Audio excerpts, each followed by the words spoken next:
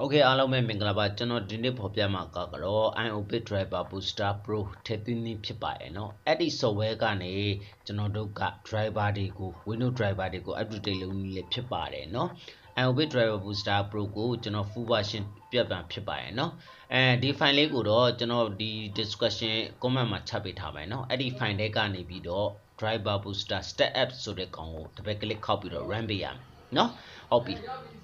okayကျွန်တော်တို့ခက်တဲ့ခဏတော့စောင့်ပြရမယ်เนาะဒါလေးကတော့နည်းနည်းဒါတော့ set performance အနေမြင်ပေါ်မူတည်ပါတယ်ဗျာเนาะကျွန်တော်တို့အများကြီးတော့မပြောတော့ပါเนาะ okay ဒါ internet လည်းမလို့เนาะ offline installation လုပ်လို့ရပါတယ်เนาะဒီမှာ install เนาะ install တစ်ချက်နဲ့လိုက်မယ်ပြီးတော့ notice ဒါပါလဲဆိုအပေါ်မှာ iObit software update ယူမလို့ခြင်းလို့ notice ပြီးတော့ next ပေါ့ဗျာเนาะokay ဒီမှာခဏစောင့်မယ်เนาะခုနကတော့အလုံး notice တွေဘာတွေမနှိမ့်မိဘူးရတယ်ဆိုရင်installation ထည့်သွင်းလို့ရတယ်เนาะရတယ်ဒါဘာလဲဆိုရတယ်ဆိုရင်ကျွန်တော်တို့ဒီ search engine တွေဒီ update တွေ free version တွေပဲရတော့မှာဗျာကြော်ညာတွေကပ်ပါလာတတ်တယ်လို့ခေါ်ရယ်เนาะတချို့ search engine အပူလေးတွေပါလာတာ untop လို့ပါတော့เนาะဒါမျိုးလေးဆိုရင်အသိတာပါတယ်เนาะဒါ software တွေကိုတိတ်ချာချာမသိဘူးမှန်ပါတယ် next ပဲနှိပ်သွားလို့ရပါတယ် software ကတကယ်တည်းဝင်တော့ပါတယ်ဒါပေမဲ့ကြော်ညာတွေကပ်ပါလာတာပေါ့ဗျာစိတ်နောက်ရှက်ဖြစ်တာပေါ့เนาะ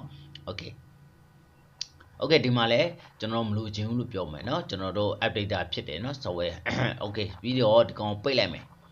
เนาะလုံးဝမဖွင့်သေးဘူးเนาะ okay ပြီးရင်မူရင်း file ခုန file ကိုပြန်သွားမယ်အဲ့ဒီ data crack ကိုသွားမယ်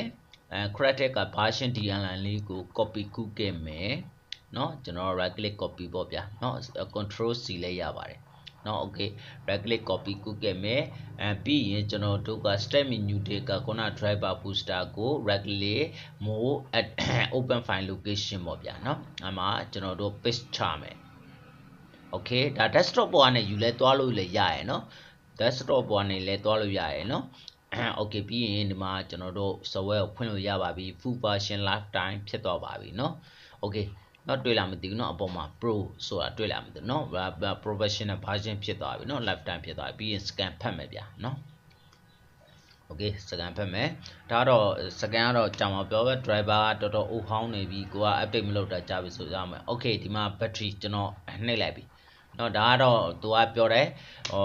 သုံးမှလားမလုပ်ဘူးလားလို့ပြောတယ် boss ပါเนาะ okay နှိပ်လို့ရပါတယ်ဒီမှာသူdownload link လုပ်နေပြီ installation လုပ်နေပြီဟုတ်ကဲ့အဲ့ဆိုရင်နားလည်မြင်ထင်ပါတယ်เนาะနားမလဲပါ comment သို့သိမို့ messenger မှာလာရောက်မေးမြန်းနိုင်ပါတယ်ခင်ဗျာ